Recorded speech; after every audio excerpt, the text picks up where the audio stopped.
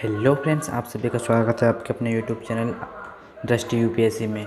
दोस्तों, आज हम आपके लिए लाए हैं प्री बोर्ड परीक्षा 2021 का पेपर है कक्षा 12वीं का राजनीति शास्त्र, जो कि समय 3 घंटे का होता है और पूर्णांक 100 नंबर का होता है। तो चलिए हम आप लोगों को बता देते हैं कि प्री बोर्ड में घर बैठे बैठे जो क्वेश्चन पेपर दिए गए हैं हमें लिख कर ले जाना है और जिसको नहीं मिले ऑब्जेक्टिव वो यहाँ देखकर राइट कर सकता है। तो इस प्रकार से हमें स्कूल में जमा करना है लिखकर, ताकि हमें जनरल प्रमोशन मिल जाए। तो चलिए आगे बढ़ते हैं। सही विकल्प चुनिए। पहला है शीत युद्ध का चरम बिंदु था। शीत युद्ध का चरम बिंदु था। तो 4 ऑप्शन में से हमारा है सही क्यूबा मिसाइल संकट। दूसरा है निम्नलिखित में कौन सा सोवियत संघ के विघटन का परिणाम नहीं है। तो इसका आएगा डी, मध्यपूर्ण में संकट। तीसरा, इनमें से किसने खुले द्वार की नीति अपनाई। इनमें से किसने खुले द्वार की नीति अपनाई है। तो चीन। दक्षिण एशिया के बारे में निम्न में से कौन सा कथन गलत है। तो दक्षिण एशिया में सिर्फ एक तरह की राजनीतिक प्रणाली चलती है, ये गलत कथन है। पाँचवा, विश्व व्यापार संगठन निम्नलिखित में से किस संगठन का उत्तराधिकारी है। तो ये आएगा general agreement on trade and tariff. तो यह है विकल्प, सही विकल्प। अब आते हैं प्रश्न नंबर 2 में रिक्त स्थान की पूर्ति करना है हमें। संयुक्त राष्ट्र संघ की सुरक्षा परिषद में खालिस्तान स्थायी और खालिस्तान अस्थायी सदस्य हैं। तो इसमें भरना है आप लोगों को 5 और 10, यानी कि संयुक्त राष्ट्र संघ की सुरक्षा परिषद में 5 स्थायी और 10 अस्थायी सदस्य हैं। दूसरा है का गिरना शीत युद्ध के अंत का प्रतीक था। किसका गिरना शीत युद्ध के अंत का प्रतीक था। तो बर्लिन की दीवार का गिरना। तीसरा, सोवियत संघ द्वारा बनाया गया सैन्य गठबंधन है। तो वारस पैक्ट। पाँचवा, वैश्वीकरण एक परिघटना है, बहुआयामी।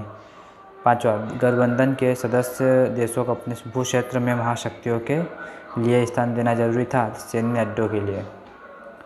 सत्य असत्य। तो हम बात करते हैं सत्य असत्य की।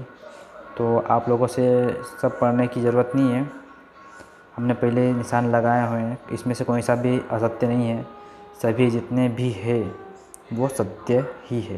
पहला भी सत्य है, दूसरा भी सत्य है, तीसरा चौथा पांचवा सभी सत्य हैं, कोई सा भी असत्य नहीं है।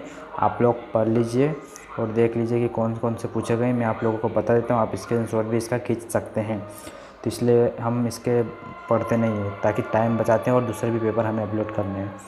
तो प्रश्न नंबर 4, सही जोड़ी बनाना है। भारत विभाजन, तो इसका आएगा बी, द्विव राष्ट्र सिद्धांत। जय जवान जय किसान।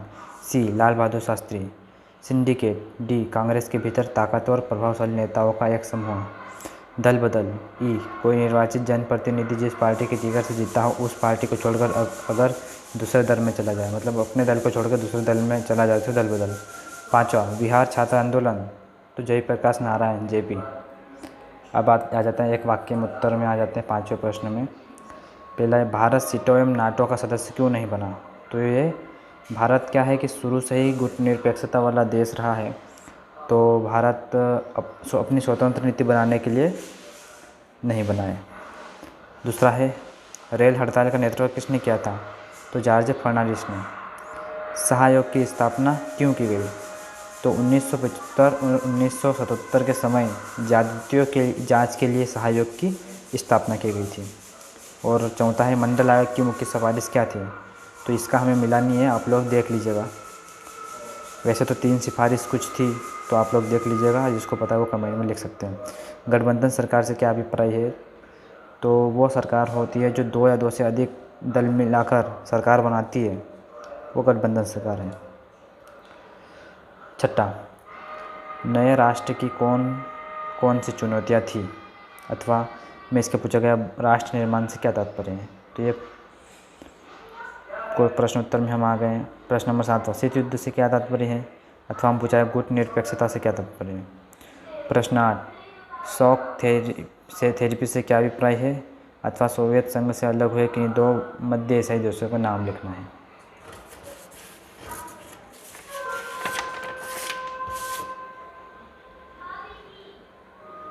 प्रश्न नंबर 9, द्विध्रुवीयता से क्या तात्पर्य है, अथवा सोवियत संघ में सुधारों की शुरुआत किस नेता ने की थी। अथवा हम पूछा गया इतिहास की सबसे बड़ी गराज सेल किसे और क्यों कहा जाता है।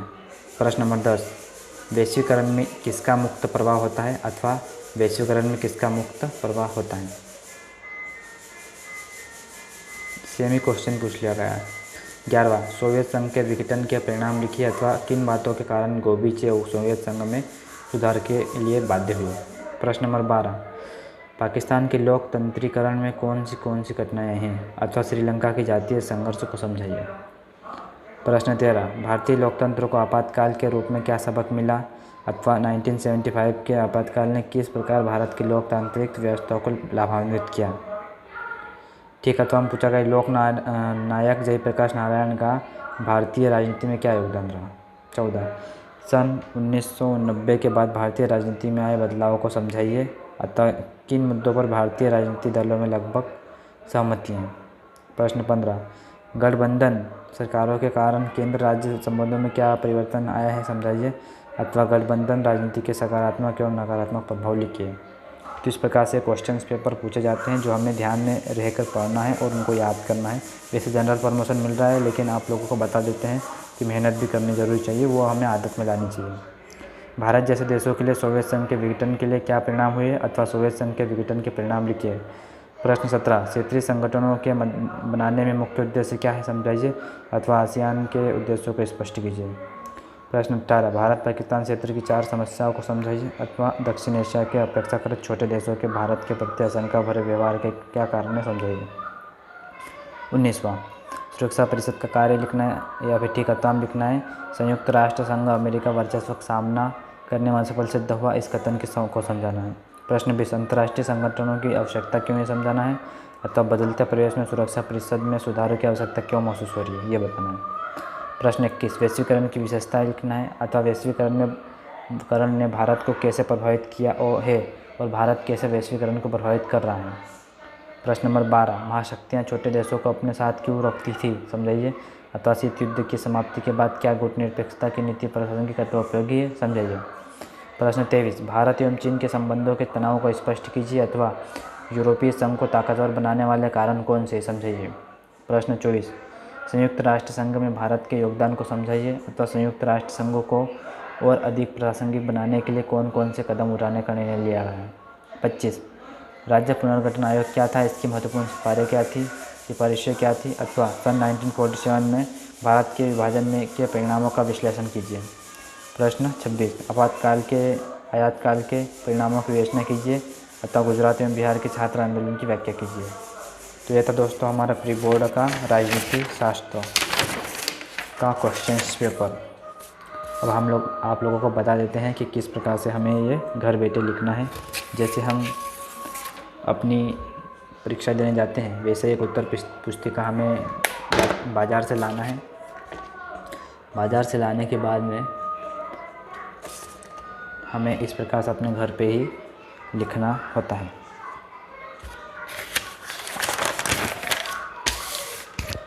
तो यह रहा प्रश्न क्रमांक 1। इस प्रकार से हम आप लोगों को बता देते हैं जैसे हम हमारी एग्ज़ाम में लिखते हैं वैसे ही घर पे ही लिखना है, लेकिन ओपन बुक सिस्टम से। अब ओपन बुक सिस्टम क्या होता है या आप लोग तो समझ गए होंगे, आप लोगों से अच्छा कौन जानता है ओपन बुक सिस्टम। प्रश्न क्रमांक 8, प्रश्न क्रमांक 9 ऐसे क्रमांक डाल के हमें लिख देने हैं।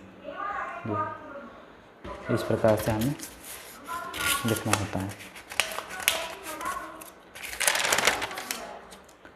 प्रश्न क्रमांक 16, 17, 18, 19, 20, 21 इस प्रकार से हमें लिखना होता है और लिखकर हमारे विभाग में जमा कर देना होता है, जिससे कि हमें जनरल प्रमोशन आसानी से मिल जाएगा। ओके दोस्तों, हम हर प्रकार के क्वेश्चन पेपर अपलोड करते रहेंगे। अगर आप लोगों को कोई सा क्वेश्चन पेपर चाहिए तो हमें कमेंट बॉक्स में कमेंट कीजिए, हम आप तक वो क्वेश्चन पेपर पहुंचाने की कोशिश करेंगे। ओके दोस्तों, good luck, bye and take care.